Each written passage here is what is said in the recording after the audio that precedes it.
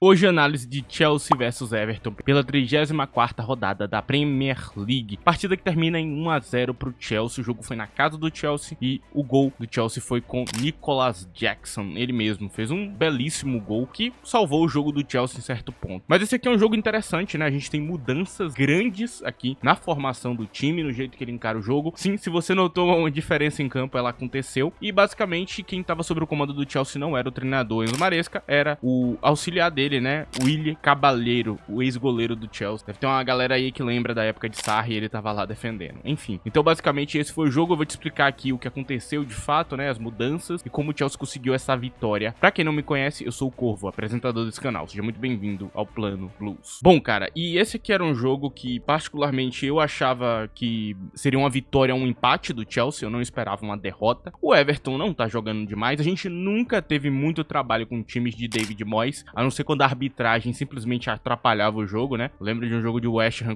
que a gente perdeu, que foi basicamente arbitragem FC, né? Mas hoje não rolou a arbitragem atrapalhando tanto o jogo e foi um jogo natural contra um time de David Moyes, e a gente também conta com mudanças que fizeram total diferença para que o jogo do Chelsea fosse muito melhor do que o que é habitualmente. E eu vou te explicar na parte tática o que aconteceu realmente em campo, cara. Qual foi a grande mudança e qual é a mudança de plano aqui. Essa mudança de plano você pode notar nesse detalhe aqui. Tô aqui no SofaScore, né, dá pra ver as notas de jogadores, mas não é isso que eu tô interessado. Pode ver que a formação 4-2-3-1 do Everton e o Chelsea com 3-4-2-1. Lembrando que o Chelsea normalmente usa 4-2-3-1, que na prática é um 3-2-4-1. Hoje isso não aconteceu, ok? O que aconteceu é que na maior parte do tempo o design em campo do Chelsea foi 3-4-2-1. Esse foi o design que a gente encontrou, com algumas mudanças ali dessa linha de ataque. O 2-1 virava um 2 às vezes, e basicamente era isso, cara. Contava às vezes com algum drop tanto de Palmer quanto de Enzo Fernandes, que vocês estão vendo aqui, pro meio de campo, para poder construir o jogo. Mas no geral, o que normalmente é o ponta jogou como ala hoje, né? Essa é a grande diferença do normal. E aí você se pergunta, teve o 4-2-3-1? Sim e não. E aqui a gente tem um ponto. Quando o Caicedo ia para uma fase mais defensiva, como você pode ver, ele virava meio que o lateral, por isso que você vê um mapa de calor aqui. E rolou menos porque a gente estava controlando o jogo, então você vê que o mapa de calor tá mais concentrado no meio de campo, ele ficou mais como um meia. Aí ele formava a linha de 4, né? Ele virava o lateral pela direita e basicamente Lavia virava o homem ali do meio de campo, o primeiro volante. Lavia foi o primeiro volante o jogo inteiro, inclusive você pode ver pela centralização do mapa de calor dele. E quando esse design acontecia, a gente via os pontas, que normalmente jogam acima da linha do meio de campo, eles não baixam tanto. Quando baixam, o jogador individualmente fazendo isso, como o Sancho, que gosta de fazer esse tipo de coisa para desafogar o time, não é uma regra do treinador. Então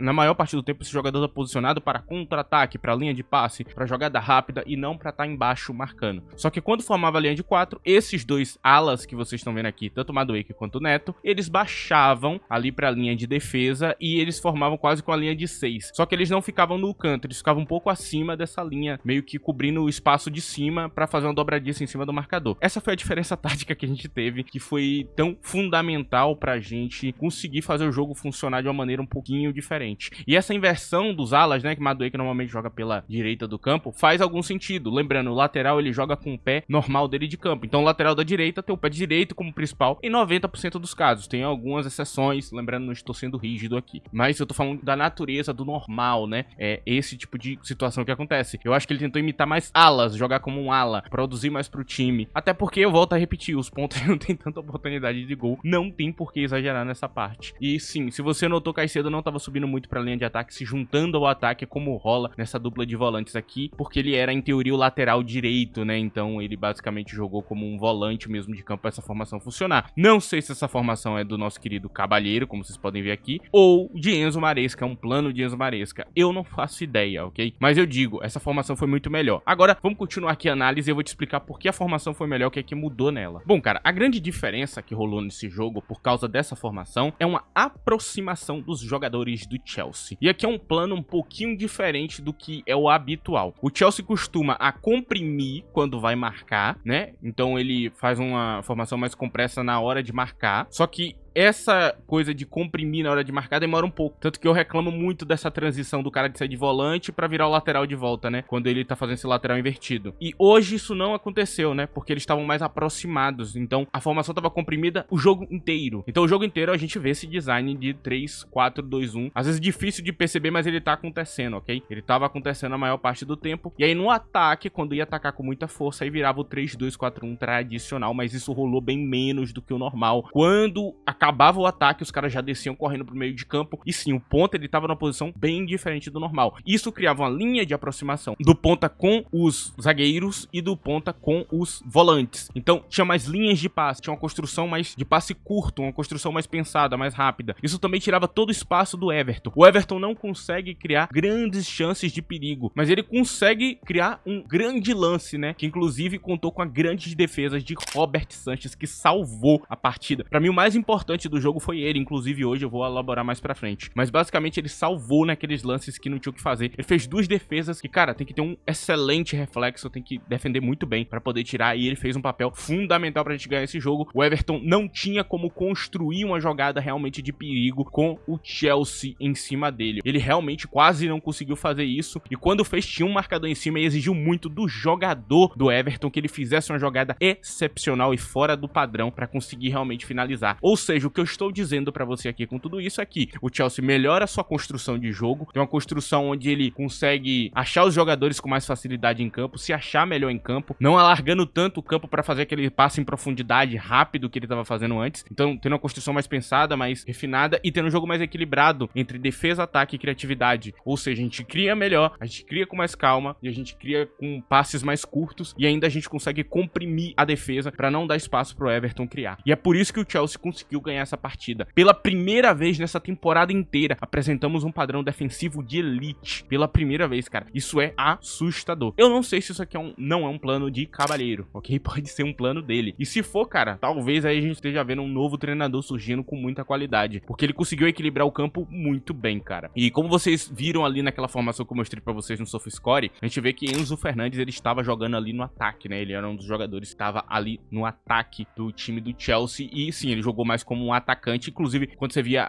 o Everton com a bola, você via aquela pressão, você via aquele trio de ataque, né? De Palmer, Nicolas e Enzo. Ali com muita facilidade de você perceber na hora que você tava vendo o jogo. Foi assim que o Chelsea conseguiu lidar com o Everton. O Chelsea também conseguiu criar bem no ataque? Eu diria que sim. A oportunidade que Jackson teve não era uma brincadeira. Foi uma grande oportunidade de marcar um gol. Ele sai com o zagueiro, que é o melhor deles, disposicionado em campo. Ele não chega a tempo e Jackson tem um espaço inteiro pra escolher um canto e chutar e ajeitar a bola e conseguir ajeitar o chute certinho. E com esse tempo que ele teve, ele ajeitou muito bem, meteu a bola no canto. Foi um golaço, não tiro o mérito dele. Ele foi muito bem. Lembrando que do outro lado, né, no gol tem Pickford, que é um dos melhores goleiros da liga. Inclusive, ele foi essencial para o Everton não tomar o 2-0. Ainda chega a sair um segundo gol ali de Jackson, mas esse segundo gol não aconteceu da maneira que se espera, né? Porque ele estava impedido e ele estava bem impedido, né? A bola sobra nele e ele joga no canto do gol. Foi um belo gol dele, ele salva o jogo com esse gol, ok? Eu acho que foi muito importante. De resto, eu não vi nada demais, assim, do jogo dele, mas ele tava bem. Inclusive, eu diria que o posicionamento dele em campo como 9 é bem correto, né? Você vê como ele é uma figura âncora que você consegue achar com muito mais facilidade do que, por exemplo, era com o Nkunku, quando ele tava de 9, ou qualquer outra adaptação de 9 que Enzo Maresca tem utilizado. Você vê como é fácil de achar Jackson em campo, né? Isso não quer dizer que ele tem uma movimentação dos deuses, isso não quer dizer que o posicionamento dele é um dos melhores, mas é só que ele é um 9 mesmo, né? Aquele 9 que você espera, que você pode ter com uma figura central pra você botar a bola ali, né? O centroavante, né? O homem-gol. E então ele consegue ser essa figura melhor do que os outros jogadores que a gente tem. Tem um gol que quase saiu, né? Quando ele vai fazer pressão ali em Pickford, que eu tenho certeza que se fosse Mark Gill seria gol, cara. Eu tenho certeza que a velocidade de Mark Gill seria algo que Pickford não ia esperar e teria sido um gol. Sinto, inclusive, falta dele, cara. Eu queria muito ver mais minutos dele, porque ele tava se saindo muito bem antes da lesão. E, cara, eu espero que ele volte bem de lesão, porque é um jogador que tava muito, muito promissor mesmo nos últimos jogos e a gente perdeu essa figura, né? Então, basicamente, foi isso, cara. E o plano do Everton, pra quem tiver alguma dúvida, é um plano bem reativo, né? O Everton focava em tentar achar um espaço e tentar roubar a bola e criar um plano reativo, ou tentar achar uma bola parada, uma falta, um escanteio e tentar fazer gol nessa parte do campo. É um plano bem limitado, né? Se você parar pra pensar bem, mas que funciona, né? O estilo de jogo de David Moyes é antigo, é do passado mesmo. Ele é um treinador do passado. Mas não quer dizer que isso proíbe dele de jogar no futebol moderno. É só um treinador ultrapassado que você consegue perceber que ele tá ultrapassado exatamente porque ele não consegue pontuar. Ele não consegue extrair o melhor dos melhores jogadores nessa época moderna. Mas ele consegue fazer um time resistente, fazer um Everton sair da zona de rebaixamento. Ele consegue, mas basicamente ele também consegue disputar ainda, apesar de ser um treinador meio ultrapassado em alguns padrões. E é claro, eu não escolheria ele para um time grande de jeito nenhum, porque obviamente só treinadores que estão no futebol moderno conseguem treinar times grandes e manter ali uma pontuação realmente alta, né, de 2.0 e tudo mais. Enfim, eu não vou entrar muito mais em detalhes sobre isso, basicamente é isso, cara. Isso que rolou dentro do jogo e por isso que a gente ganhou. Sim, eu gostei bem mais desse plano do que o que a gente executa normalmente, porque a gente teve equilíbrio em campo. Agora eu vou falar de quem jogou mal e quem jogou bem. Antes disso, eu vou pedir pra você que não esqueça de deixar o like nesse vídeo se você estiver gostando. E também use a opção de hype aí na aba de comentários se você tiver no smartphone. Você passa pro lado, me dá um hype gratuito, esse vídeo chegue em mais pessoas. E também, se você quiser, me siga aí no Twitter, @ddcorvo, tá aí na tela. Eu, inclusive, fiz alguns comentários ali do jogo. Não tava com muito tempo pra comentar, mas eu tento chegar lá e comentar, ok? Basicamente é isso. Agora vamos continuar esse vídeo. De quem jogou mal e jogou bem, eu vou falar de alguns nomes aqui, cara. E assim,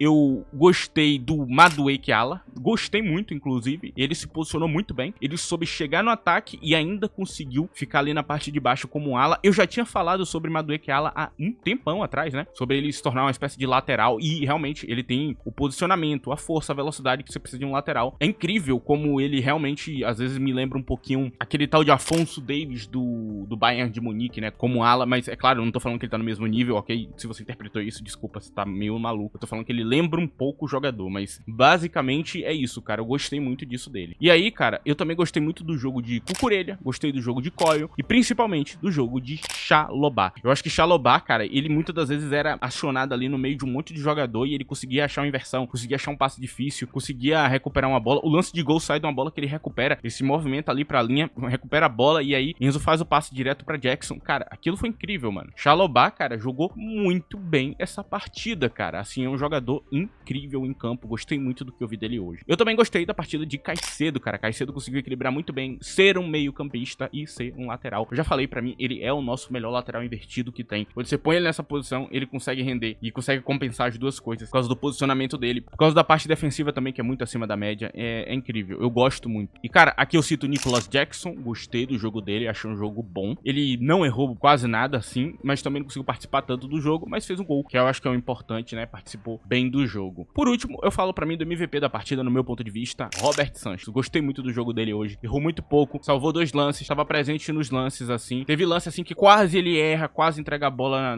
nos pés de Beto ali, mas ele não errou, então eu não posso contar aquilo como um erro. No geral, foi uma partida muito sólida, pareceu ser um goleiro muito bom hoje. Só hoje também, ok? Como se ele tivesse voltado pra aquela fase boa que ele teve no começo da temporada, né, que veio o pessoal me cornetar. Ele demorou 30 jogos pra dar continuidade àquela fase, mas ele deu hoje, jogou pra caramba, MVP do jogo no meu ponto de vista, sem ele a gente teria empatado esse jogo. Eu gostei muito do que eu vi dele hoje e basicamente é isso, cara, não tenho muito mais quem falar. E agora de quem jogou mal no Chelsea, eu não gostei do Pedro Neto Ala, eu achei que ele tava presente no jogo, mas tava jogando muito mal, ele não cumpriu a função dele, e aqui eu falo de função, ok? Ele não consegue executar o que ele precisava em campo, ele precisava baixar um pouco mais, ele precisava se apresentar mais pros lances, ele precisava agir mais como um ala e não como um ponta. Ele jogou quase como um atacante, quase como se ele estivesse na posição normal, e não era pra ele fazer isso. Inclusive, teve ali alguma discussão, mandando ele descer de volta, que ele não tava fazendo. E cara, assim, ele não conseguiu cumprir a função, talvez seja uma questão de adaptação, é uma questão de que com o tempo ele vai aprender. Eu também não gostei muito da partida de Palmer. Palmer parecia uma barata tonta em campo, não jogou bem, não conseguiu encaixar nada, sem confiança pra chutar. Tá cada vez pior, tá lembrando muito Christopher Nkunku, pra ser bastante sincero, cada dia mais ele parece Nkunku em campo. Isso tá me assustando bastante, não sei o que foi que rolou aí, não sei se tem alguma coisa a ver com os bastidores, mas eu tenho que noticiar pra vocês, porque é um fato, cara, ele não jogou bem esse jogo, pra mim ele jogou muito mal, e ele continua dando uma sequência muito ruim ali, e mostrando sinais bem negativos em campo. E aqui, quando a gente fala do time do Everton, cara, vamos falar de quem jogou bem. Eu gostei da partida de Pickford, gostei muito da partida de Branthwaite, eu não achei erro dele, porque ele tava participando da construção do time quando rola o lance, né, a bola não deveria ser roubada daquele jeito, mas aconteceu, né, foi um vacilo do Everton, e ele acabou sofrendo com aquilo. É claro que se ele tivesse melhor posicionado, ele teria tirado aquela bola com toda certeza, inclusive ele tirou vários lances importantes. Gostei muito também também de Gueye no meio de campo, gostei da partida dele, achei ela muito interessante. E vindo do banco de reserva, eu tenho que falar de Carlos Alcaraz, ok? Gostei muito da vinda dele do banco, é um jogador que eu já gostava quando eu tava no Soult e agora ele jogando aqui, ele tá bem pra caramba também, é um jogador que faz algo em campo. De resto, eu acho que eu não tenho mais pra falar de ninguém positivamente. Negativamente, eu tenho alguns nomes aqui, cara. Eu não gostei da partida de Beto, achei ela bem ruim, ele não conseguiu lidar com os marcadores, não conseguiu fazer muita coisa, é o normal de Beto, mas ele deu alguns chutes interessantes até, não tem como eu cobrar tanto, mas realmente ele não conseguiu ser letal. Temos Ducouré, que eu não gostei do jogo dele, ele normalmente é protagonista, hoje ele foi vilão. E Ndiaye não fez merda nenhuma, e normalmente ele é o cara que salva os jogos, então ele é o cara que produz os lances difíceis, e hoje ele não fez isso. Não curti muito o jogo dele também, ok? Eu deixo isso aqui bem claro. E basicamente é isso, cara, eu não tenho muito mais o que falar. Eu realmente achava que o Chelsea tinha totais chances de vencer esse jogo. Volto a falar, eu não via grande desafio no Everton, apesar de ser um time defensivo, eu não vi um grande realmente desafio pro Chelsea. Talvez a gente só tenha ganhado porque o plano mudou também, talvez esse plano tenha surpreendido muito o treinador David Moyes, talvez ele tivesse um plano pra anular a gente na nossa formação normal, mas ele não conseguiu. O importante são os 3 pontos, conseguimos pontuar, tamo vivo aí na vaga da Champions, tentar buscar pelo menos um 5º lugar e conseguir a vaga da Champions é muito importante, e tentar melhorar os padrões pra quando chegar no Mundial de Clubes, e vai sair do Mundial, daqui a pouco já vem a próxima Champions ali, eu sei, eu tô adiantando as coisas, mas já pensando nisso, a gente tem que melhorar os padrões que a gente tem hoje. E eu gostei muito da partida do Chelsea no geral, gostei das modificações, é isso, jogamos bem, ganhamos. Ok, o vídeo tá chegando no fim, agradeço a todos que colaram aqui hoje, muito obrigado, a quem vai deixar o like, quem vai hypar, a quem vai ajudar esse vídeo a chegar a mais pessoas, muito obrigado, ok? É isso, rapaziada, valeu pela presença, tchau.